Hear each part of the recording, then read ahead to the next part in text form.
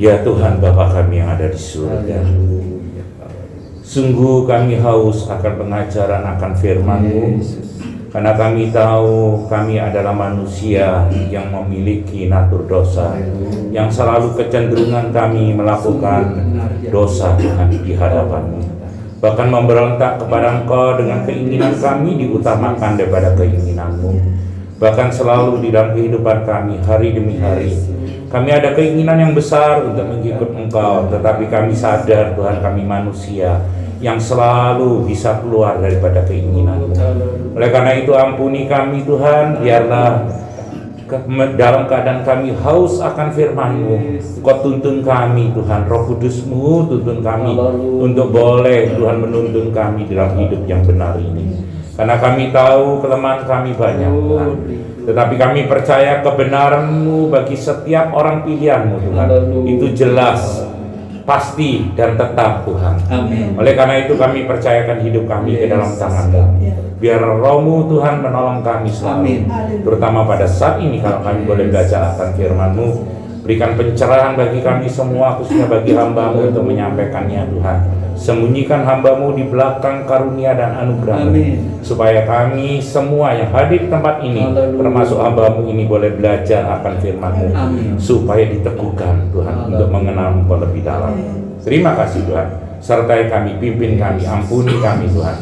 Di dalam nama Tuhan Yesus kami berdoa dan mengucap syukur. Haleluya. Amin. Saya persilakan duduk. Shalom. Shalom. Selamat malam Bapak dan Ibu, saudara-saudari. Hari ini kita sama-sama belajar dari satu pengertian dari kitab Perjanjian Lama, di kitab Kejadian ya, tentang Yakub, si penipu yang dipilihnya. Jadi Yakub ini pekerjaan utamanya dari awal, sejak mudanya dia tipu menipu, tetapi dia dipilihnya oleh Allah untuk menjadi alatnya.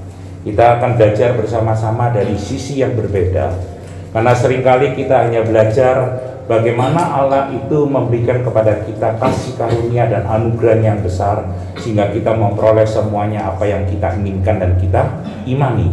Tapi di balik itu kita harus belajar bahwa kebenaran Allah, kebenaran firman Tuhan itu lurus ke depan dan kencang ke depan tanpa belok ke kiri dan ke kanan bagi setiap orang pilihannya. Meskipun itu kita tidak suka, tapi itulah yang Tuhan kerjakan buat setiap anak-anaknya yang dipilihnya. Jadi mau tidak mau, malam ini saya dan Bapak dan Ibu sama-sama ya, saya pun juga belajar untuk boleh mengerti karunia anugerah Allah, tentang satu kebesaran Allah di dalam rekayasa kehidupan kita manusia yang seluruh dunia ini, supaya kita mengetahui apa sih Allah itu dalam hidup kita. Kenapa kok Allah memberikan ini? Kadang-kadang kita sulit untuk menerima keberadaan kita, kesekelilingan kita. Kadang-kadang kita menjerit, Tuhan kenapa kok ini, kenapa kok itu. Nah, tetapi kita tidak mengerti bahwa hidup ini sebenarnya kami hanya, semua yang ada ini hanya Allah, tidak lebih dari itu. Kalau tadi pemimpin pujian sempat singgung ya, kita bejana tanah liat ya, dan ada yang membentuknya, Allah yang membentuknya. Ya sesuka Allah yang membentuk kita. Maunya apa? Kita dijadikan benda ya, yang ditaruh vas bunga yang indah ditaruh di atas meja, ya ditaruh di atas meja. Tapi kalau Allah menciptakan kita dengan kebenarannya, kita ditaruh menjadi satu bejana, ditaruh di bawah untuk tempat air atau mungkin tempat sampah. Puji Tuhan. Karena Allah yang menentukan, Dia mau membentuk kita untuk menjadikan apa. Kita baca sama-sama di Kejadian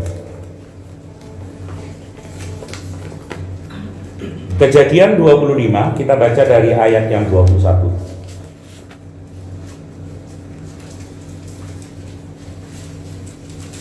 Saya membuka diri kalau Bapak dan Ibu misalnya penyampaian firman saya kapanpun, termasuk hari ini, kalau kurang jelas atau kurang dimengerti, monggo silakan minta nomor telepon saya ke Pak Chris. Saya akan membuka diri untuk boleh membantu untuk menjelaskan. Meskipun tidak 100% saya ahli, tetapi saya bisa membantu mungkin dalam hal tertentu bisa membantu untuk menjelaskannya, ya. Ayat yang ke-21. Berdoalah Ishak kepada Tuhan untuk istrinya, sebab istrinya itu mandul. Tuhan mengabulkan doanya sehingga Ribka itu istrinya, ya, yang diperolehnya lewat satu hamba datang ke satu daerah yaitu sumur yang diberikan minum, sehingga Ribka ini dipilihnya menjadi istri daripada anak tuannya yaitu tuan Ishak, ya. Nah, Ribka istrinya itu mengandung, tetapi anak-anaknya bertolak-tolakan di dalam rahimnya, dan ia berkata, jika demikian halnya, mengapa aku hidup? Dan ia pergi meminta petunjuk kepada Tuhan. Ayat yang 23. Firman Tuhan kepadanya, 2 bangsa ada dalam kandunganmu, dan 2 suku bangsa akan berpencar dari dalam rahimmu. Suku bangsa yang satu akan lebih kuat dari yang lain, dan anak yang tua akan menjadi hamba kepada anak yang muda. Setelah genap harinya untuk bersalin, memang anak kembar yang di dalam kandungannya, keluarlah yang pertama, warnanya merah, seluruh tubuhnya seperti jubah berbulu, sebab itu ia dinamai Esau. Ayat yang ke-26. Sesudah itu keluar adiknya, tangannya memegang tumit Esau, sebab itu ia dinamai Yakub. Ishak berumur 60 tahun pada waktu mereka lahir. Kita baca Roma 9 dari ayat yang ke-10. Roma 9.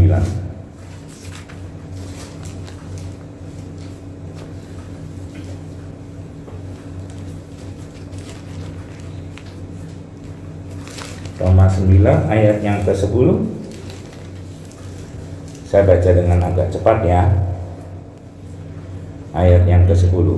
Tetapi bukan hanya itu saja, lebih terang lagi ialah Ribka yang mengandung dari satu orang, yaitu dari Ishak, bapak leluhur kita. Sebab waktu anak-anak itu belum dilahirkan dan belum melakukan yang baik atau yang jahat, supaya rencana Allah tetap tentang pemilihannya diteguhkan, bukan berdasarkan perbuatan, tetapi berdasarkan panggilannya. Dikatakan kepada Ribka, anak yang tua akan menjadi hamba anak yang muda.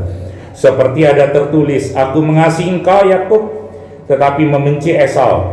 Aku mengasihi Yakub, tetapi membenci Esau. Jika demikian, apakah yang hendak kita katakan?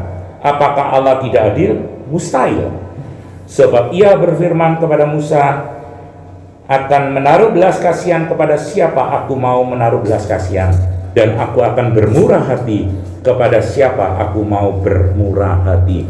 Jadi hal itu tidak tergantung pada kehendak orang atau usaha orang, tetapi kepada kemurahan hati Allah. Kemurahan hati Allah.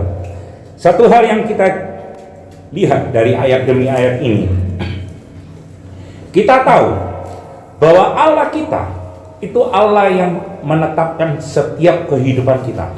Tidak ada satupun di diri kita yang terlepas daripada Allah menetapkannya. Ini yang Bapak dan Ibu harus tahu. Kenapa saya membawakan ayat-ayat ini kepada kita semua? Supaya kita sama-sama belajar. Terima kasih. Supaya kita sama-sama belajar bahwa Allah yang ada bukan Allah yang sembrono, yang membiarkan tanpa dia mempunyai sesuatu yang luar biasa kesempurnaan untuk menciptakan kita. Kita ini ada tidak terlepas dari maunya Allah. Contoh yang tadi kita baca, ini ayat yang jelas sekali ya tentang Yakub dan Esau. Itu dijelaskan di dalam ayat ini. Maaf ya, saya minum dulu. Dijelaskan di dalam ayat tersebut tadi bahwa ya Esau dan Yakub itu belum lahir, ini nanti akan terjadi, yaitu berpungkur-pungkuran dan bertolak-tolak belakang, dan satu menjadi bangsa yang lain dan satu menjadi bangsa yang lain. Itu terbukti. Kenapa? Yakub yang nantinya jadi Israel itu akan menurunkan bangsa Israel turun ke bawah, sehingga di anak-anak turunannya Yakub, Bani Israel, itu akan lahir Yesus Kristus. Tapi di baninya ini keturunan daripada Esau tidak ada yang menjadi turunan, kalau mau diurut ke bawah, menjadi turunan Yesus atau Daud. Ya, Yesus itu di atasnya Daud, dan Daud di atasnya ada Yakub, dan sebelum Yakub ada Yehuda, anaknya Yakub. Yehuda dan turun-menurun kalau kita belajar sejarah. Ya. Kalau Esau, dia menjadi Bani Edom, turunannya. Dan Bani Edom, sampai kapanpun dia memberontak kepada Allah, dan dia melakukan kesalahan demi kesalahan, dan selalu melawan Israel. Itu Alkitab yang menceritakan. Tapi Bapak dan Ibu tahu, Esau punya salah apa?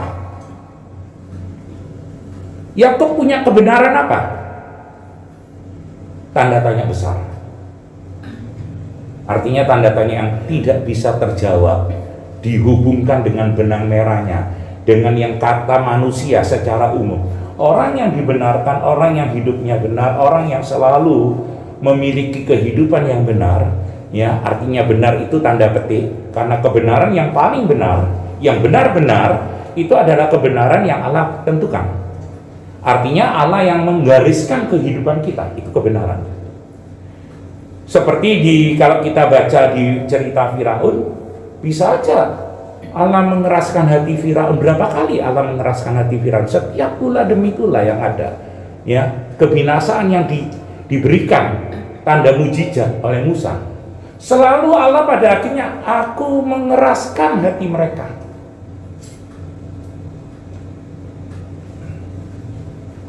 Adilkah seperti yang tadi dikatakan oleh kitab Roma? Mustahil kalau tidak adil.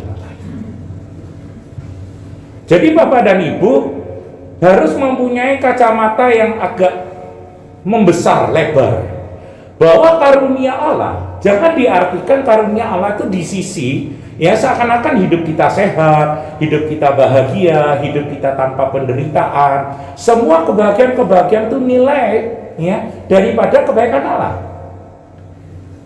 Tetapi kalau kita lihat di sini, Esau itu tidak punya salah apa-apa. Kemarin kebetulan saya mengisi di doa malam, saya cerita tentang Esau. Saya tidak menyinggung banyak Yakub, dan saya tidak menyinggung anaknya Yakub yang Yusuf, yang besok juga akan berlanjut. Saya akan menyampaikan tentang Yusuf sebagai seri daripada Esau, Yakub, dan Yusuf, ya, anaknya Yakub, ya. Tapi satu hal yang kita lihat hari ini belajar dari Yakub, kita tahu kalau Yakub ini melakukan tindakan apa? Bermacam-macam untuk menipu. Pertama, ya, saya catat di sini, ya, dia melakukan apa? Ketamakan dengan apa? Meminta hak kesulungannya daripada Esau. Saudara sekandung, ya, lahir yang sama-sama, dia diminta supnya, kacang merahnya, karena si Esau ini punya kelemahan dengan bau-bauan yang nyaman, kok rasanya tertarik. Demi kepentingan sesaat, kemarin saya jelaskan, dia menjual sesuatu yang untuk jangka panjangnya, yang panjang sekali seumur hidupnya, dia jual karena hanya sepiring mangkok, ya, daripada sup kacang merah yang dibuat oleh ini Yakub. Sehingga Esau membelinya seakan-akan menjual, ya, karena si tamak ini, Yakub ini dengan ketamakannya, dia ingin menghendaki hak kesulungan, juallah ke aku. Dan Esau menjualnya. Itu langkah pertama yang dia lakukan.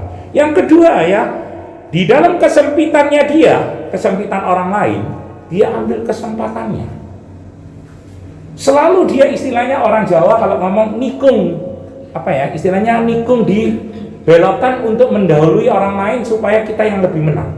Dan itu dia lakukan terus sampai pada saat, ya, dia berkesempatan untuk menipu lagi bapaknya, yaitu Ishak. Dengan cara apa?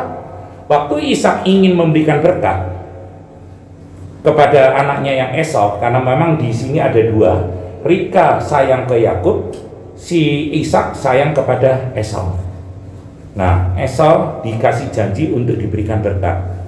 Nah, akhirnya singkat ceritanya, istrinya Ribka melakukan satu rekayasa, mempergunakan kesempatan anaknya yang disayangi Yakub untuk memperoleh berkat itu.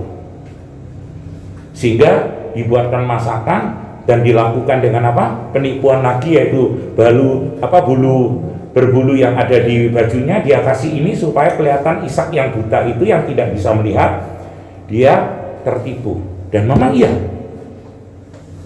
Ishak memberikan berkat. Kebetulan? Tidak ada yang kebetulan.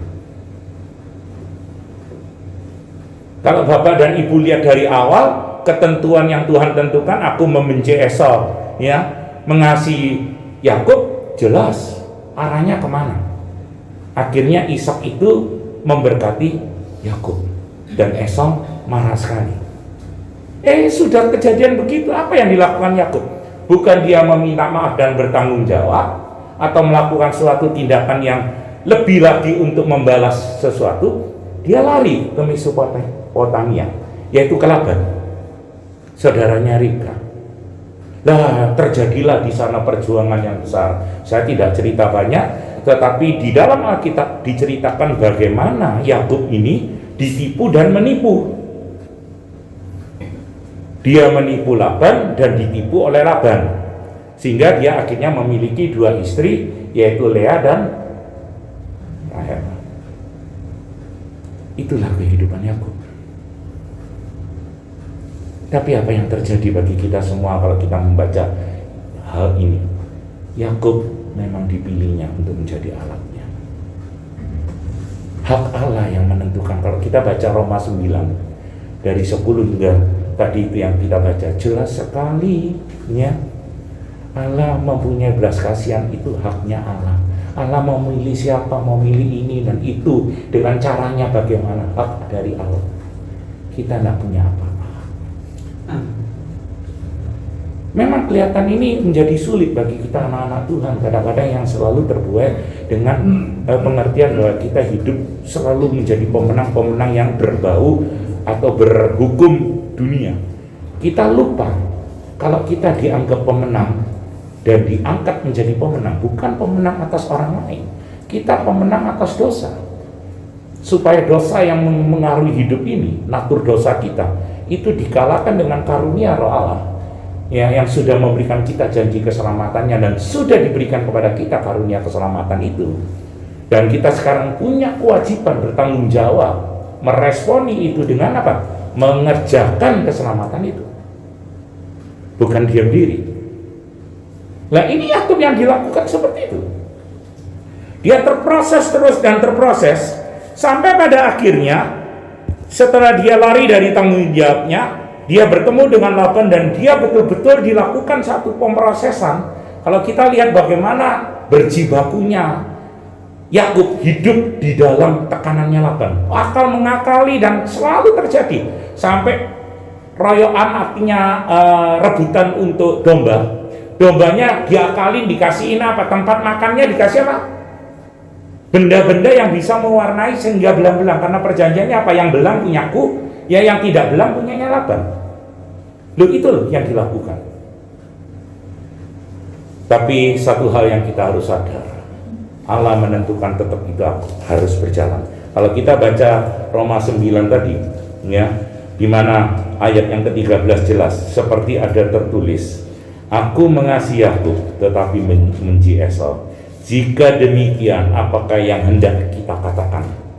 Apakah Allah tidak adil? Mustahil. Memang Allah tidak mungkin tidak adil. Dan Allah Maha Tahu. Dan bukan hanya Allah Maha Tahu, Allah berdaulat atas kekuasaan Maha Kuasanya. Dan tidak ada satupun yang sesempurna Allah berdaulatnya.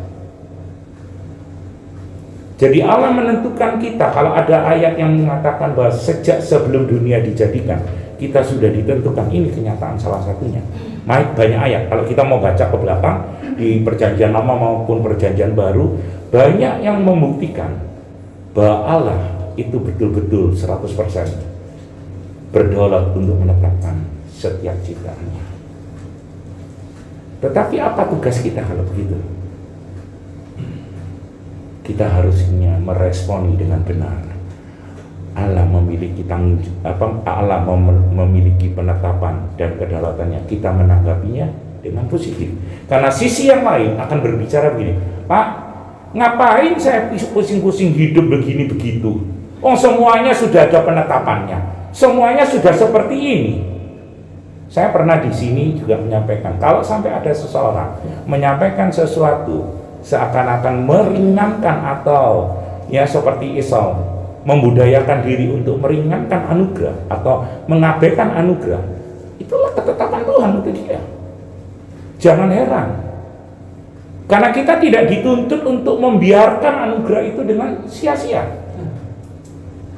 Kita dituntut oleh Allah sebagai manusia ciptaannya mengerjakan apa yang Tuhan anugerahkan bagi kita dengan tanggung jawab. Meskipun saya dan Bapak dan Ibu, kita tahu kita lemah, kita tidak mampu. Tidak ada satupun kita yang sempurna untuk mengerjakan pekerjaan Allah. Tetapi di dalam ketidaksempurnaan kita, kita memiliki iman yang Tuhan anugerahkan bagi kita. Jangan khawatir, Allah itu maha adil, dan Dia, Allah kita, maha tahu. Hiduplah dengan cara yang sesuai dengan apa yang Tuhan inginkan dan kehendaki, dan belajarlah akan firman Tuhan, apa yang memang baik menurut Tuhan dan benar di hadapannya. Meskipun kita seringkali jauh keluar dari kebenaran itu, saya yakin kebenaran firman Tuhan yang menjanjikan penyertaannya bagi setiap orang pilihannya disertai sampai pada akhirnya. Kalau kita baca Roma 8 ya, ayat yang 18 hingga ke bawah hingga ke 30, agak panjang, saya tidak utik di sini, Bapak dan Ibu boleh utak-utik baca ya. Itu ayat yang paling menguasai keseluruhan iman Alkitab. Roma 8, 18 hingga 30 itu satu ayat per ayat semua menunjukkan bagaimana kehidupan iman Kristiani kita kepada Allah yang benar. Kita sudah ditempatkan kepada kesia-siaan dan kita butuh Allah. Tidak ada satupun kita punya kemampuan untuk hidup benar tanpa Allah. Oleh karena itu Bapak dan Ibu tidak perlu khawatir, Allah kita menjanjikan kepada kita dengan Roh Kudus-Nya untuk menolong kita semua, untuk selalu diangkatnya kembali. Setelah kita jatuh di dalam lumpur, Allah mengangkat kita untuk kembali pada garis yang benar lagi. Jatuh lagi, bangun lagi, tetapi bukan karena semangat kita ingin jatuh, tapi kita selalu ingin berbuat satu kebenaran. Tetapi natur dosa kita, manusia kita yang lemah ini, yang membuat kita tidak pernah bisa sempurna untuk mengikut Dia. Dan itu janji Allah menyertakan Roh Kudus. Kalau kita tahu pribadi yang ketiga, pribadi pertama Allah Bapa, Allah Anak yang sudah hadir di dunia ini untuk menyelamatkan kita di kayu salib. Pribadi yang ketiga, Allah Roh yang menolong kita, Roh ini untuk menuntun kita di dalam hidup ini sampai pada akhirnya kita semua boleh disempurnakan oleh Yesus Kristus, anaknya yang tunggal. Hanya Dia yang memiliki kuasa yang diserahkan oleh Bapa kepadanya untuk menyempurnakan kita. Tidak usah khawatir. Hidup ini berimanlah dengan benar, ikutilah apa yang Tuhan inginkan, belajarlah dengan baik supaya kita belajar akan firman ini menjadi lurus seperti tadi yang saya katakan di awal. Kita kencang ke depan, lurus ke depan, mata kita tertuju hanya kepada Yesus Kristus yang sudah menyelamatkan kita. Dan kita akan hidup meskipun jatuh dan bangun kehidupan kita, tapi kita tahu Allah kita tidak pernah meninggalkan kita. Seperti Yakub pada akhirnya, kalau kita lihat ya di Kejadian 35 ya, kita baca sama-sama sebagai ayat yang terakhir. Kejadian 35 10 hingga ke 15. Firman Allah kepadanya, namamu Yakub, dari sekarang namamu bukan lagi Yakub, melainkan Israel. Itulah yang akan menjadi namamu. Maka Allah menamai dia Israel. 11. Lagi firman Allah kepadanya, akulah Allah yang maha kuasa, beranak cuculah dan bertambah banyak, satu bangsa, bahkan sekumpulan bangsa-bangsa akan terjadi daripadamu, dan raja-raja akan berasal daripadamu. Yang ke-12, dan negeri ini yang telah kuberikan kepada Abraham dan kepada Ishak akan kuberikan kepadamu dan juga kepada keturunanmu. Lalu naiklah Allah meninggalkan Yakub dari tempat ia berfirman kepadanya. Kemudian Yakub mendirikan tugu di tempat itu, yakni tugu batu. Ia mempersembahkan korban curahan dan menuangkan minyak di atasnya. Yakub menamai tempat di mana Allah telah berfirman kepadanya Betel.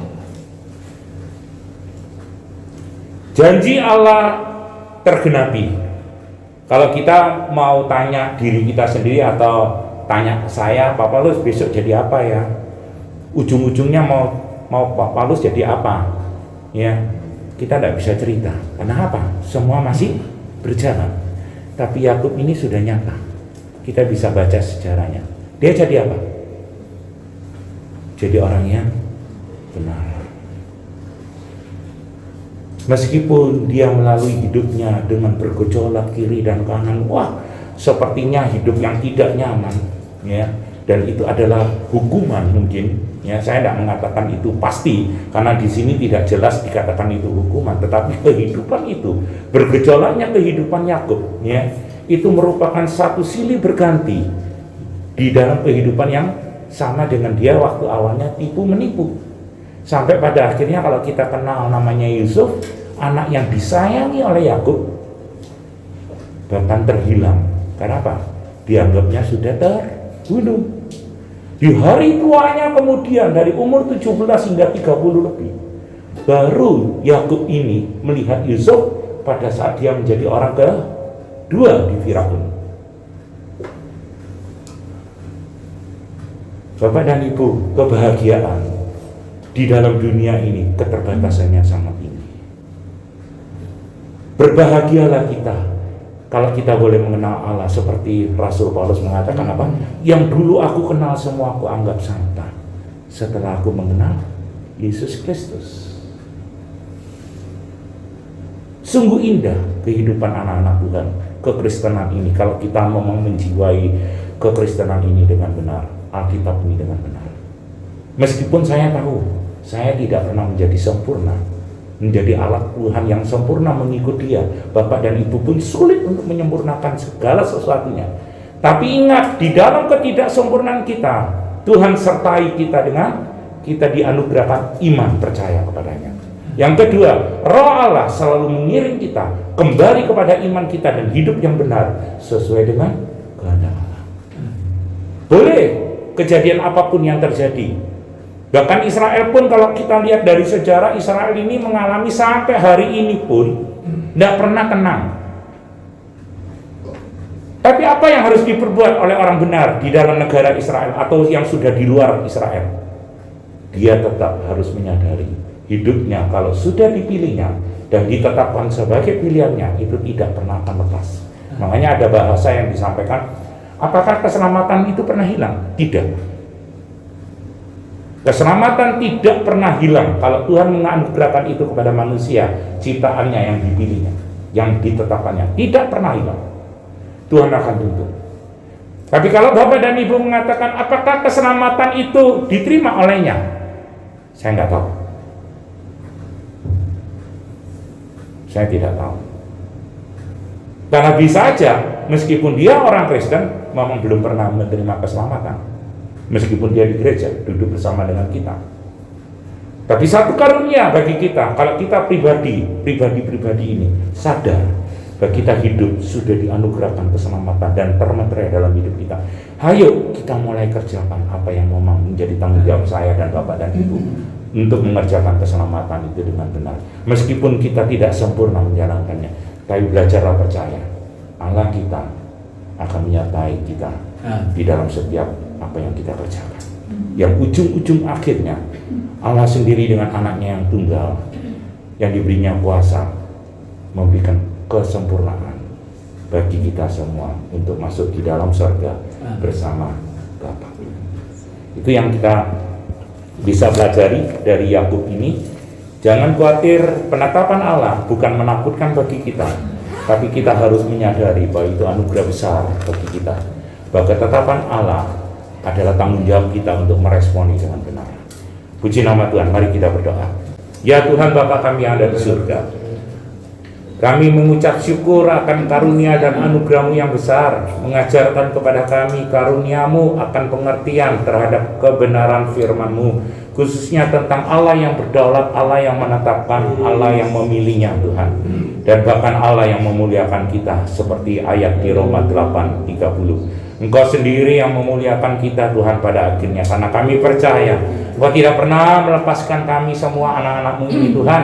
Kami tetap di dalam Engkau Tuhan, karena Engkau yang menjanjikan untuk menjaga kami, untuk menopang kami, mengangkat kami di dalam satu kesempatan di mana kami tidak sesuai dengan kehendak-Mu. Engkau sendiri yang menuntun kami Tuhan, karena kami tetap sampai kapanpun kami tidak pernah sempurna sebagai anak manusia-Mu Tuhan, tapi kami selalu diproses untuk disempurnakan sampai pada akhirnya Engkau melayakkan kami untuk disempurnakan dengan penuh, sehingga kami boleh masuk ke dalam surga. Terima kasih Bapak. Di dalam nama Tuhan Yesus kami berdoa untuk jemaat-Mu di tempat ini. Engkau berkati Tuhan dengan karunia dan anugerah pengertian akan firman-Mu, keteguhan iman, kekuatan di dalam keadaan yang sulit ini. Kami tahu Tuhan ini menggoyahkan, kadang-kadang membuat kami takut. Ayo ajar kepada kami, tuntun kami untuk kami tetap teguh di dalam Kau. Di dalam nama Tuhan Yesus kami berdoa dan mengucap syukur. Haleluya. Amin.